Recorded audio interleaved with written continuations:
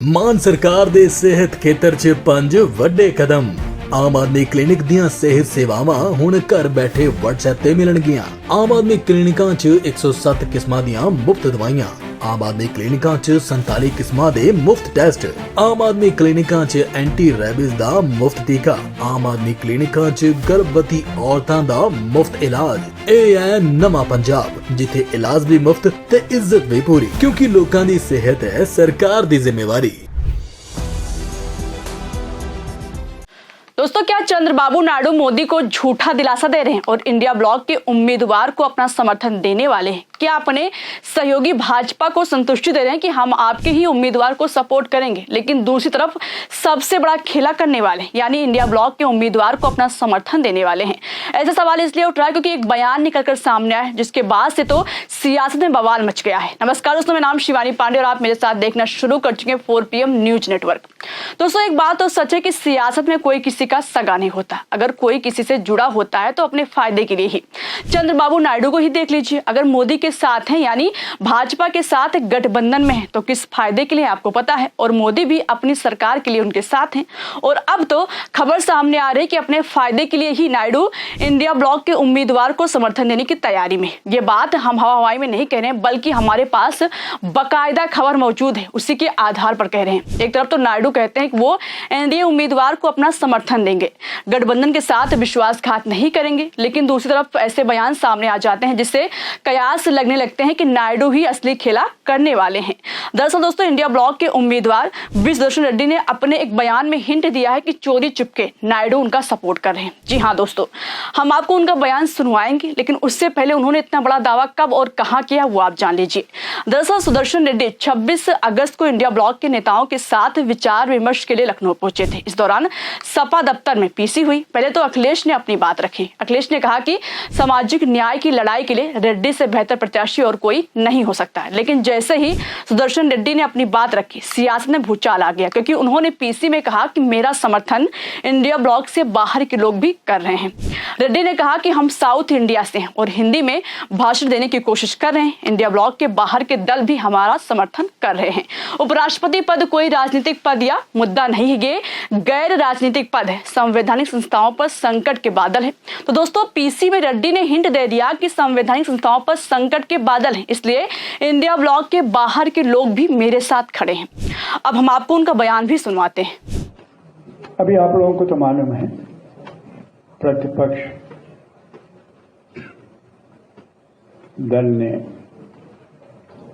मुझ पर विश्वास रखकर मुझे उम्मीदवार चुन लिए गए हैं और मैं इसके लिए बहुत बहुत आभारी हूं। मुझे मालूम है ये दल जो भी इंडिया ब्लॉक था, फिर उसके बाद में जो इंडिया ब्लॉक में नहीं है वो लोग भी, वो गठबंधन में नहीं है, वो लोग भी मदद देने के लिए आगे आ रहे हैं। Perhaps but for my friend Mr. Akhilesh Yadav, it would not have been possible. अब दोस्तों, आप ही सोचिए कि इंडिया ब्लॉक के बाहर से कौन हो सकता है जो उनका समर्थन कर रहा है।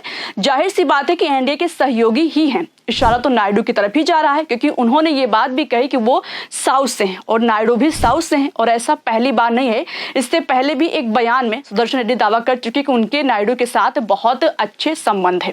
दोस्तों, एक इंटरव्यू में उन्होंने कहा था कि नीतीश बाबू और चंद्रबाबू नायडू दोनों के साथ मेरे अच्छे संबंध हैं, दोनों मुझे अच्छी तरह जानते हैं और मैं भी उन्हें बहुत अच्छी तरह जानता हूं। सबसे बड़ी बात यह है कि अभी तक दोनों में से किसी ने भी ये नहीं कहा कि वो मेरा समर्थन नहीं करेंगे। उन्होंने सिर्फ इतनी बात कही है कि वो एनडीए में है, इसलिए एनडीए कैंडिडेट के साथ चलना पड़ेगा। अब दोस्तों, जिस तरह से सुदर्शन रेड्डी एक के बाद एक हिंट दे रहे हैं, पहले उनका बयान आया कि नायडू ने उनको समर्थन देने से इनकार नहीं किया है, और अब बयान सामने आया है कि इंडिया ब्लॉक के बाहर की पार्टियां भी उनके साथ हैं, उनको समर्थन दे रही हैं, चुनाव के वक्त में उनके पक्ष में वोट कर सकती हैं। इन सब बयानों के और क्या मायने निकाले जाएं? संकेत चंद्रबाबू नायडू की तरफ जा रहे हैं, क्योंकि दोनों ही एक ही राज्य से आते हैं। आंध्र प्रदेश से ही इंडिया ब्लॉक के उम्मीदवार हैं और वहीं के नायडू भी हैं। और खबरें सामने आ रही कि नायडू की पार्टी के नेता इंडिया ब्लॉक के उम्मीदवार के पक्ष में सपोर्ट करने का दबाव बना रहे हैं, क्योंकि अगर ऐसा नहीं हुआ तो इसकी नायडू को भारी कीमत चुकानी पड़ेगी। सुदर्शन रेड्डी आंध्र प्रदेश से हैं। अगर नायडू अपने ही राज्य के उम्मीदवार को समर्थन नहीं करते तो स्थानीय लोग इससे क्षेत्रीय गौरव के खिलाफ मान सकते हैं।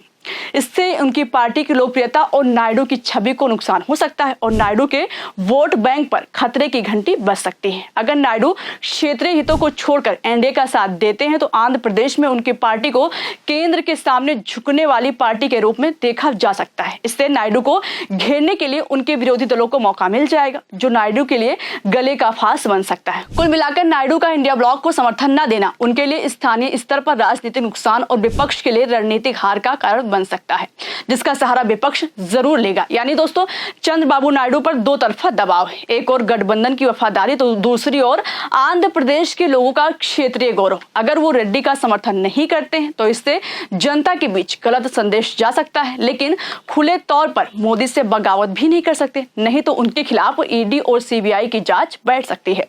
एक तो पहले ही कौशल विकास घोटाले के मामले में 53 दिनों की जेल की रात काट कर आए हैं, फिर मजबूरियन बीजेपी के साथ गठबंधन करना पड़ा, क्योंकि आपको भी पता है कि भाजपा के पास वॉशिंग मशीन है, जो उनके साथ आता है सारे अपराध भूल जाते हैं। इसलिए दोस्तों, बयान से ऐसा लग रहा है कि शायद नायडू की इंडिया ब्लॉक से बात हुई कि चोरी से उनके उम्मीदवार को अपना वोट देंगे। हालांकि ऐसे कयास लगाए जा रहे हैं, क्योंकि उपराष्ट्रपति के चुनाव में किसी को कानो कान भनक नहीं होती कि किसने किस पार्टी के उम्मीदवार को वोट डाला है। बस इसी का फायदा नायडू उठा सकते हैं, क्योंकि अगर उनकी पार्टी का सांसद इंडिया ब्लॉक के उम्मीदवार को वोट डालेगा तो किसी को पता नहीं चलेगा। भाई, किसको पता कि किसने कहां वोट डाला है। लेकिन एक बात तो साफ है कि चंद्रबाबू नायडू धर्म संकट में है। एक तरफ एनडीए के साथ वफादारी की बात है तो दूसरी तरफ अपने राज्य में टीडीपी की छवि की, और लगातार नायडू के ही बगावत करने के कयास से लगाए जा रहे हैं। कोई ना कोई ऐसा बयान सामने आ जाता है जिससे इस बात को और हवा मिल जाती है। हालांकि ये देखने वाली बात होगी कि रेड्डी का इशारा किसकी तरफ है और क्या नायडू के सांसद उनके पक्ष में वोट डालेंगे। हालांकि ये तो चुनाव के रिजल्ट आने के बाद साफ हो जाएगा। फिलहाल दोस्तों, आप बताइए आपको इस खबर पर क्या लगता है, कमेंट करके अपनी राय हमें जरूर बताइएगा। फिलहाल अभी के लिए इस खबर में इतना ही, फिर पेश होंगे एक नई खबर के साथ। तब तक के लिए मेरा नमस्कार।